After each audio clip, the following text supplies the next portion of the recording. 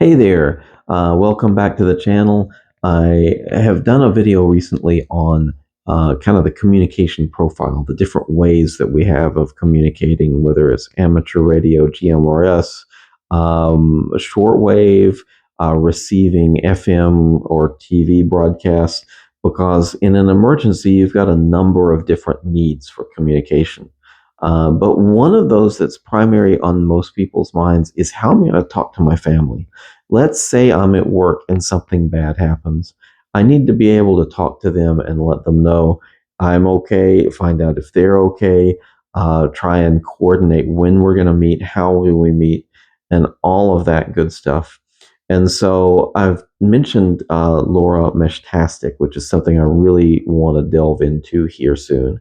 And that's definitely one thing on my radar that would ease the local family communications part of the plan. But the other thing that I want to talk about in this video, especially, is you've got to plan out times of day and means of communication that you're going to use.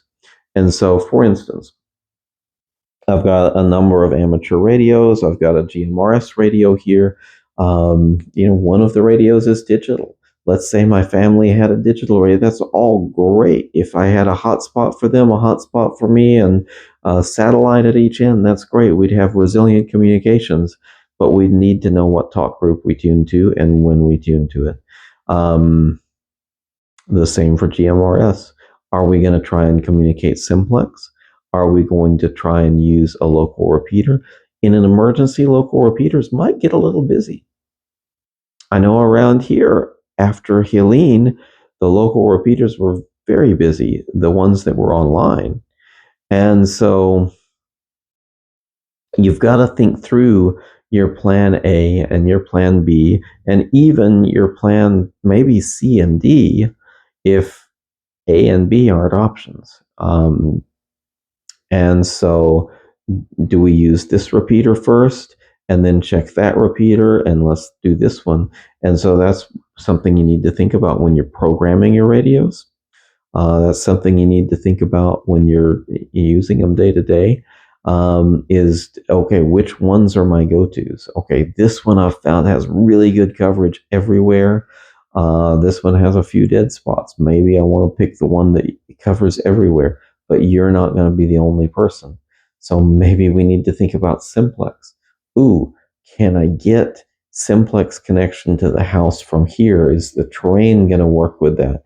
And so this is one reason why people play and practice with their radios a lot, is just to get the feel for where things work best. For instance, I have had in the back of my mind, if there was another big natural disaster event, I know exactly in our area where I would park to be able to hit an Asheville repeater and listen to traffic off of that repeater. I know exactly where it is. In fact, it's probably about 10-15 minutes from where I'm at right now, because I've been in the car. I've noticed that I've picked up that repeater as I've been driving, and then there were days that I decided I'm going to pull over and I'm going to test it and see if I can hit the repeater, and I actually did.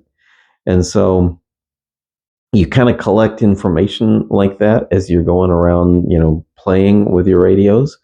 But then you make notes on it, and you make those notes in a format where you can have your family on the same page and say, okay, so if there was a bad storm while I'm at work, if there was an earthquake while I'm at work, here is how we're going to try and communicate. Okay, we're going to go and really get the radios. We're going to tune to this particular frequency. And every 3 hours, let's say 3, 6, 9, and 12 o'clock, for the first 3 minutes of the hour, that we're going to try and make contact. And if we don't make contact, we will try again in the next 3-hour block.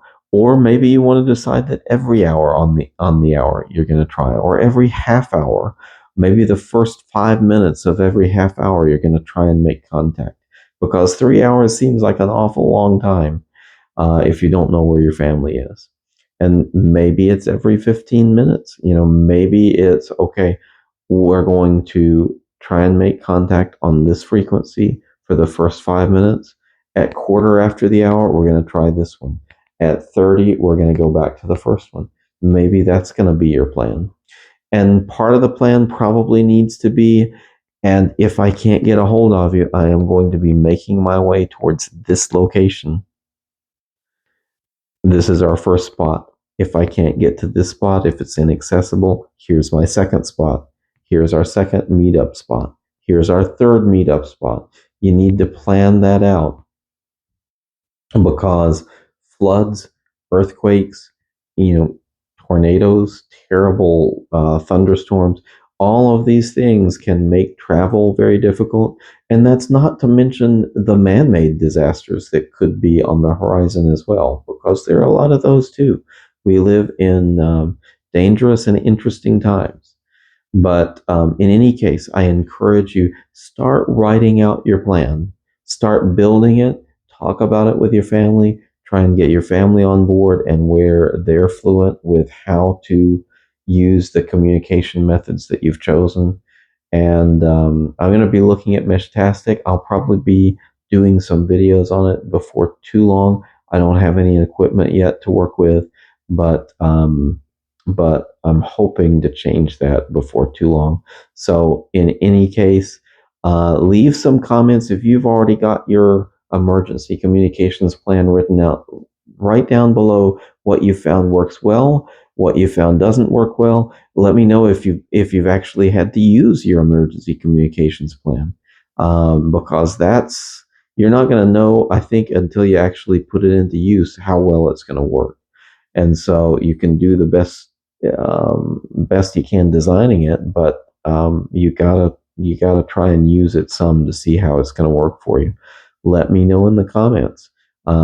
Give suggestions for how we could all improve our communication plans. But anyway, thank you for stopping by. Make sure you like and subscribe, and I will see you all soon. Take care.